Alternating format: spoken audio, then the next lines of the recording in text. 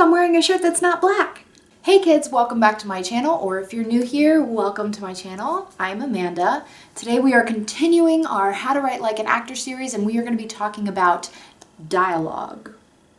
Now there are tons of videos on dialogue, really great videos. I'm going to list some of my favorite ones down in the description bar below. But today I'm going to be focusing on how you can use internal dialogue to elevate your external dialogue. So let's just dive right in. In film school, I took a class called Script Analysis. It was a really great class. The only issue was that we took it once a week, and the instructor we had, while very, very qualified, this guy worked on E.T., he worked on Indiana Jones, very qualified man. He was also very old, and so he would often forget what we had done the previous class. So we really didn't get that far into the script. But one thing that I did take away from that class, and it's something that we talked about in our Meisner class repeatedly, was that every line and action should have a purpose. So how do you implement that in your manuscript? Well, it goes right back to knowing your characters in and out. You really need to know their purpose for every single movement and everything that they say. You don't ever want one of your characters to say something just for the sake of saying it, or worse, because you need them to say it in order for the story to move forward. You need to find a reason for them, a personal reason for them to say it, not an author's reason, a character reason. Do what? What are you even talking about, Amanda? Well, look. Even when a character is giving information to another character, information that you need to get out for either the story to move forward or for some questions to be answered, what have you, you need to ask yourself, why is this person saying that right now? Is this line interchangeable between the characters? In other words, could any of the characters say it? If the answer is yes, then you need to fix that dialogue so that it becomes a matter of only that character can say that line. And once again, part of being able to do this is knowing your characters in and out. Knowing their motivation within the story and within each scene can really, really help you with your dialogue.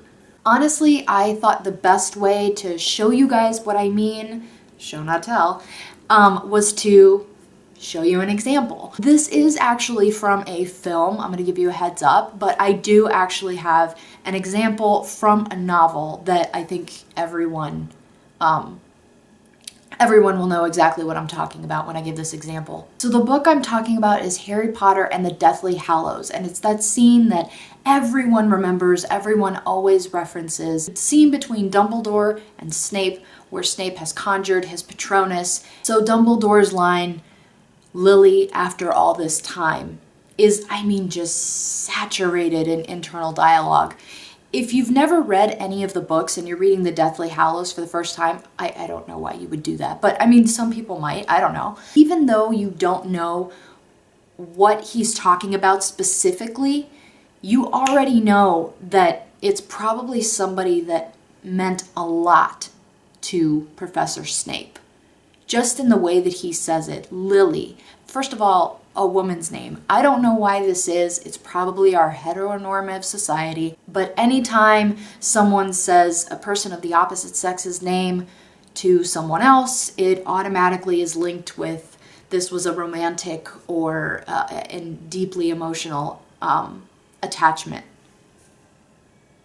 So when you hear him say, "Lily, after all this time," you already know what he's talking about. You can hear all of the extra words that isn't in the actual dialogue, but you know exactly what he's talking about. You know exactly what he's trying to say. And then, of course, we have Snape's famous line, is literally where everything about Professor Snape suddenly made sense and fell into place, and our entire perception of him changed with one word, always. And again, this is just one word, but there's just so many words attached to this one word. It's a fat always, a big fat always. This is what I'm talking about when I say using inner dialogue to really elevate that dialogue and make it a really powerful moment. Warning, you do not want to do this all the time, because A, it will completely lose its impact, and B, it will seem forced and it will seem over the top. So now I'm going to show you a visual example for what I'm talking about. And try, as you're watching these clips, I'm going to break it up because it is a rather long clip, but I'm going to break it up so it's not so long. Try to keep in mind how you would see this written down in a novel as opposed to in visual form. The reason I am showing it to you in visual form is so that you can physically see the internal dialogue going on in the actors' faces. Well, one of them is an actor, the other one is an animatronic, but you'll get my point. So this clip that I'm about to show you is from the movie E.T. If you have never seen E.T., there's a 36-year moratorium on spoilers for E.T., but for those of you who haven't seen it, E.T. is a story about an alien who is accidentally left on planet Earth and meets this young boy by the name of Elliot. I think Elliot's about 10 or 11 maybe. And the whole film, they are trying to get E.T. home. So Spielberg did something really, really smart with his dialogue. In this, I think it's like 4.5 minutes, the whole clip. In this 4.5 minute scene, there are 9 words. 7 lines of dialogue total. It's 9 words, but these 9 words, so let's just roll the clip.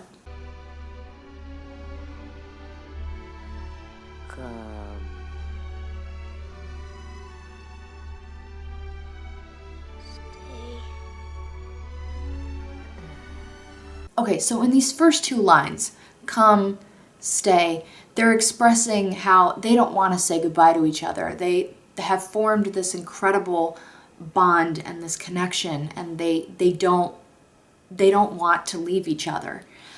So they kind of give a solution. E.T.'s solution is come with me, and Elliot's solution is stay with me.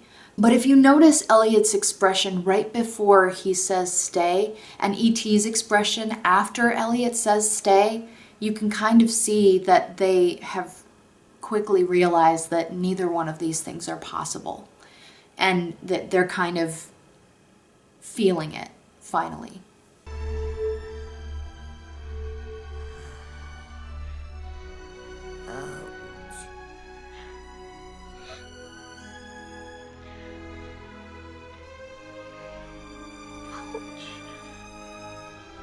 Okay, so again, I'm already starting to cry.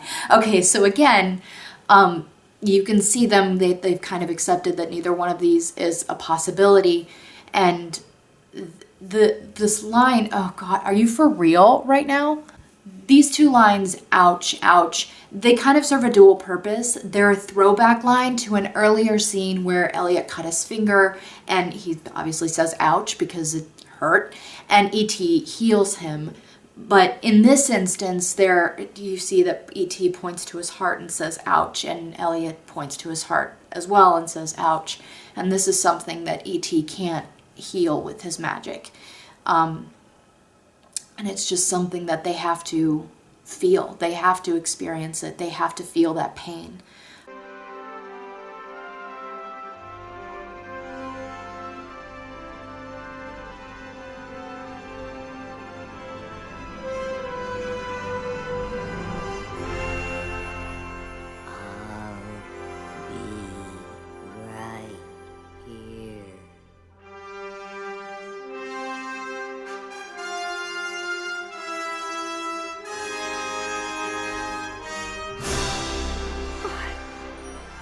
Are you for real? Okay, so in this famous last line, this is the line that I think everybody who has seen E.T. remembers, I'll be right here, is, again, it's a throwback line. This is a phrase that Elliot has repeated to E.T. throughout the film in different instances where E.T. may have been nervous or afraid. He repeats that, I'll be right here, I'll be right here, as a source of comfort for E.T. And this is actually the first time that E.T. says it to Elliot, again, as a form of comfort. And it's really, if you think about it, the first time that E.T. expresses any kind of emotional connection towards Elliot. He's always very attached to Elliot, and he's actually emotionally connected throughout the film in the sense that whatever E.T. feels, Elliot physically feels also. But this is the first time that E.T. has ever verbalized an emotion to Elliot, and that is a form of comfort and, you know, a form of, you know, I'll always be with you no matter what. And then you see Elliot kind of accepting it by saying bye. Is him finally accepting that this is the right thing. E.T. needs to go home and he needs to stay with his mom and his brother and sister. And they have kind of both helped each other, I think. I could actually do an entire film analysis on E.T. If you guys would be interested in that, leave a comment down below, because I love this movie. But anyway, you can visually see what I'm talking about with the internal dialogue. I mean, you can clearly see it in the actor's face. And I mean, even in the animatronic E.T., you can see the emotion and hear it in the different sounds that he makes, and even the way he says his lines. You can hear it and you can feel it, moreover. Steven Spielberg was really smart with his dialogue in this last scene. And I mean, obviously, you know, it got me choked up. I'm sensitive, so it might just be that I'm sensitive. The power that a scene like this has is just incredible, and it's really all due to the dialogue. I mean, it has a lot to do with the story and everything leading up to this point, but that dialogue, it's akin to the Lily after all this time.